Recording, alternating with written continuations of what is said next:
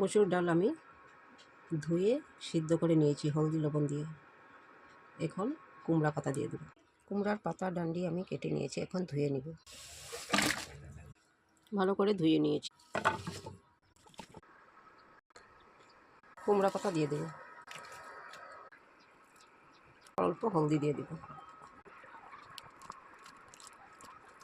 তেল গরম হয়ে গেছে সম্বাসের জন্য। 5 শুকনো মরিচ, টমেটো দিয়ে দেব। কারি পাতা ধুয়ে রেখেছি, ও মরিচের গুঁড়া।